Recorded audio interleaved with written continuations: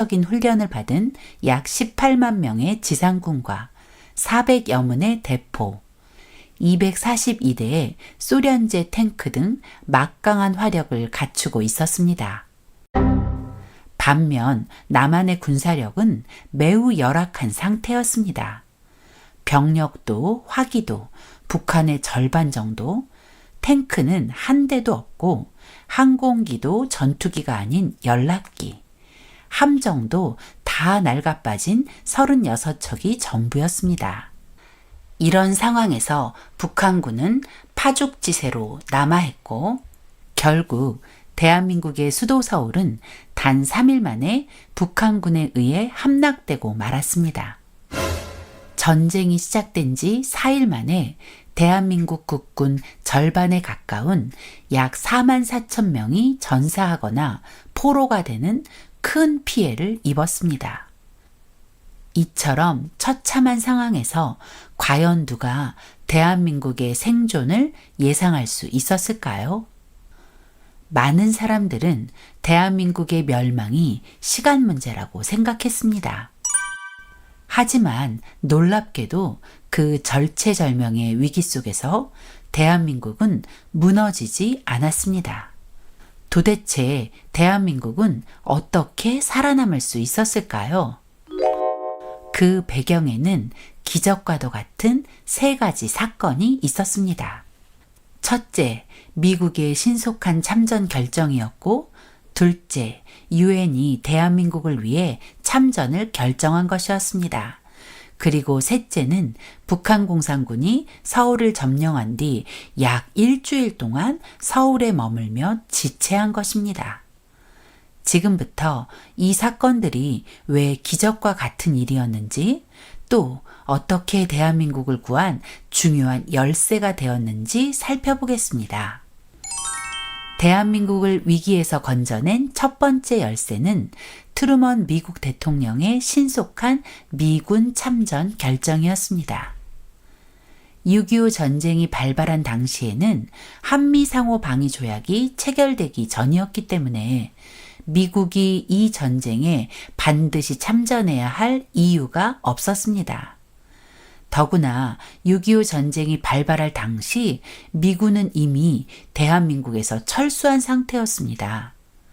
왜냐하면 1947년 11월 14일 유엔이 남북 단일선거 실시를 결의하면서 선거 이후 대한민국이 합법정부를 구성하면 모든 외국 군대가 한반도에서 철수해야 한다는 결정에 따라 1949년 6월 29일 군사고문단 475명만 남겨두고 대한민국에서 철수한 것입니다.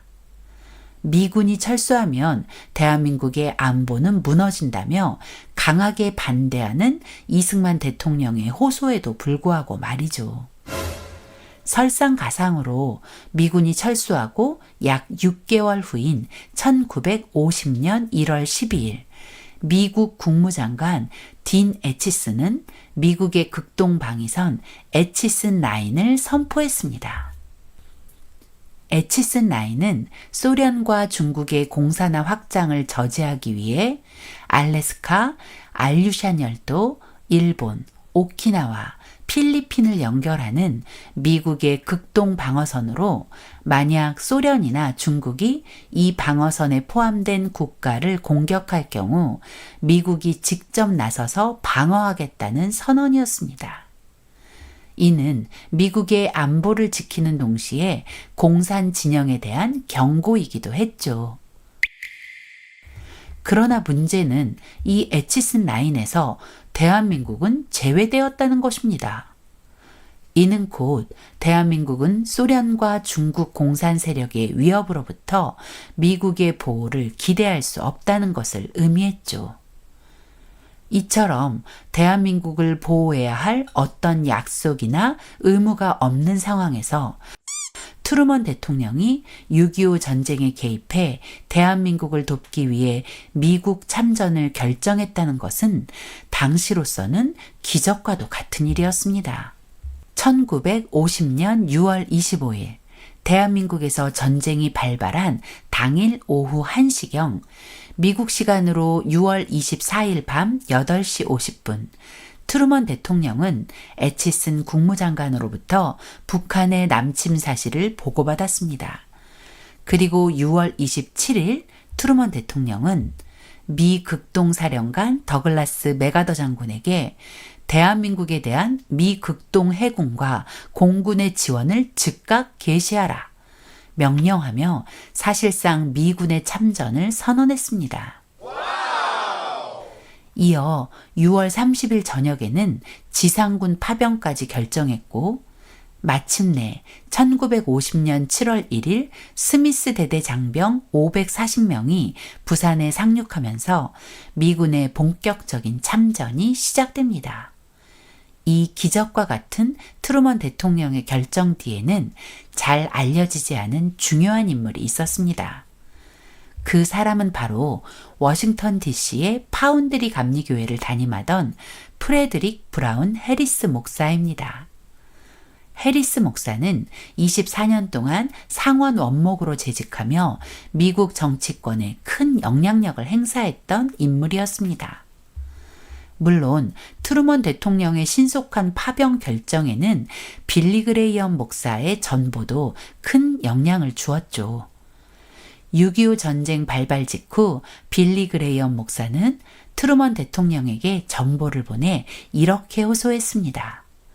코리아의 남쪽에는 인구 대비 세계 그 어느 지역보다 많은 기독교인들이 있습니다.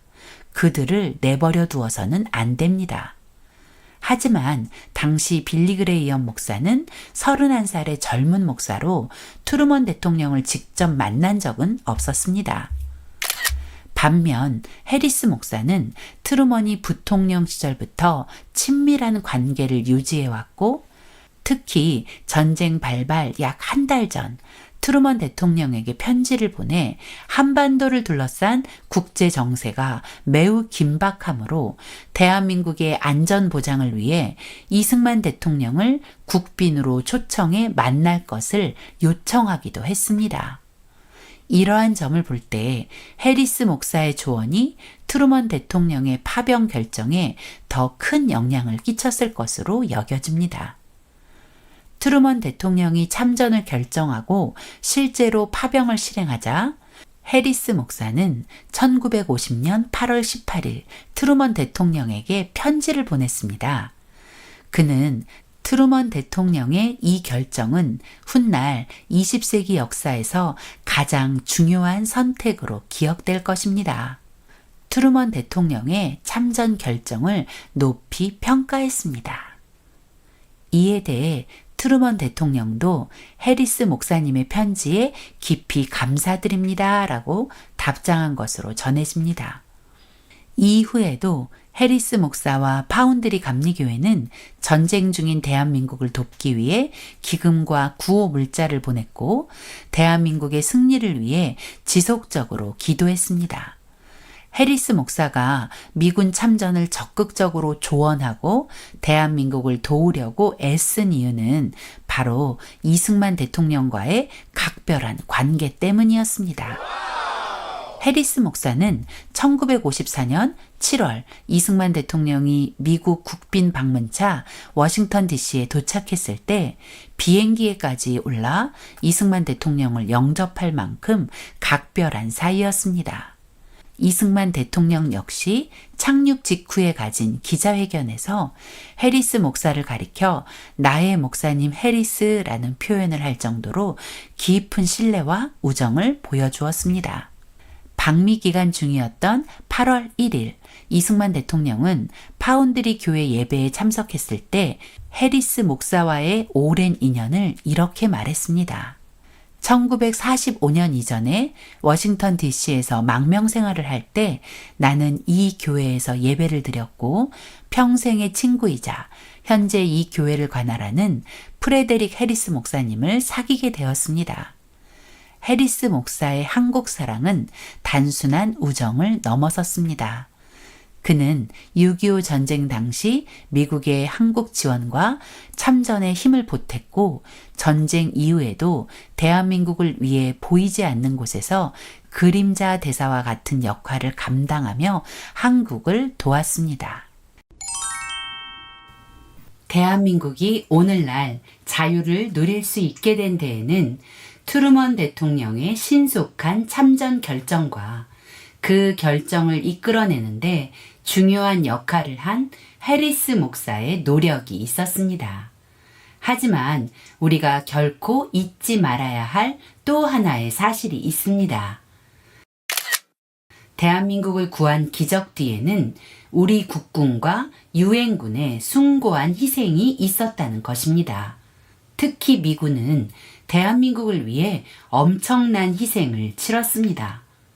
트루먼 대통령의 신속한 참전 결정으로 1950년 7월 1일 부산에 상륙한 스미스 특수임무부대 장병 540명은 북진을 시작했습니다.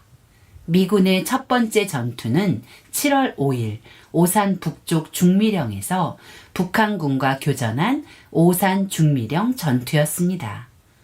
이 전투에서 미군은 치열한 교전 끝에 540명의 대원 중 181명이 전사하거나 실종되는 큰 피해를 입었습니다.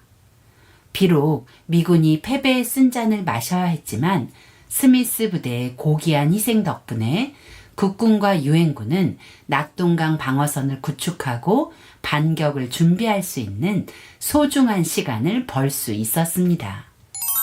오늘날 오산시 내산미동 중미령 평화공원에는 스미스 특수임무부대원 540명을 상징하는 540개의 돌을 쌓아 만든 유엔군 초전 기념비가 세워져 있습니다.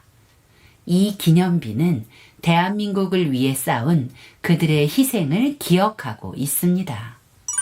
중미령 전투를 시작으로 미군은 낙동강 방어선 전투, 인천 상륙작전, 장진호 전투 등 수많은 격전을 치렀습니다. 이 과정에서 54,246명이 전사하고 8,177명이 실종되었으며 7,140명이 포로가 되었고 103,248명이 부상을 당했습니다. 모두 합하면 17만 2,847명에 달하는 미군 장병들이 대한민국을 위해 희생한 것입니다.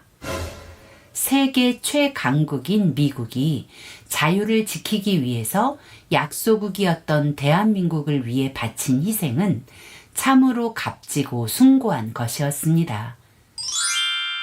특히 우리에게 깊은 감동을 주는 것은 미국 대통령을 비롯한 장관, 장군 등 최고위층의 아들 142명이 6.25 전쟁에 자원 참전했으며 그중 35명이 전사했다는 사실입니다.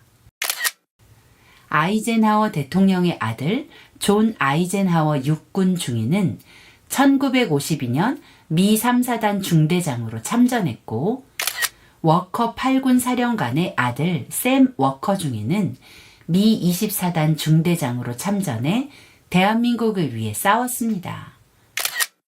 6.25 전쟁에서 사단장과 군단장을 거쳐 8군 사령관까지 지낸 벤플리트 장군의 아들 제임스 벤플리트 2세 공군 대위도 폭격기 조종사로 참전했습니다. 그는 1952년 4월 4일 새벽 평남 순천 지역으로 야간 출격을 나갔다가 안타깝게도 실종됐습니다. 또한 미 해병 제1항공단장 필드 해리스 장군의 아들 윌리엄 해리스 소령은 중공군의 2차 공세 때 장진호 전투에서 전사했습니다. 미 중앙정보국 앨런 덜레스 국장의 아들 앨런 메시 덜레스 2세 역시 해병 중위로 참전했다가 머리에 총상을 입고 평생 후유증을 안고 살아야 했습니다. 지금도 하버드 대학교의 하버드 메모리얼 교회 한쪽 벽면에는 한국 전쟁에 참전했다가 전사한 20명의 장병들의 이름을 동판에 새겨 대한민국을 위해 헌신한 그들의 숭고한 희생을 추모하고 있습니다. 아울러 월터 리드 미 육군 병원에는 6.25 전쟁 당시 중상을 입은 용사 수십 명이 여전히 침상에 누워 투병 중이라고 합니다. 그뿐만 아니라 미국은 6.25 전쟁에 천문학적인 비용을 아낌없이 쏟아부으며 대한민국을 도왔습니다. 2009년 미국의 국방정보센터가 미 의회조사국 등의 자료를 바탕으로 산출한 바에 따르면 당시 미국이 부담한 전쟁 비용은 자그만치 670억 달러에 달합니다. 이를 현재 가치로 환산하면 6,910억 달러로 하나로는 약 767조 원에 이르는 거액입니다. 이처럼 미국은 한국을 지키기 위해 무기, 장비, 탄약 등 군수 물자만 지원한 것이 아니라 한국 국민 전체를 먹여 살리며 함께 싸웠고 고귀한 생명까지 바친 것입니다.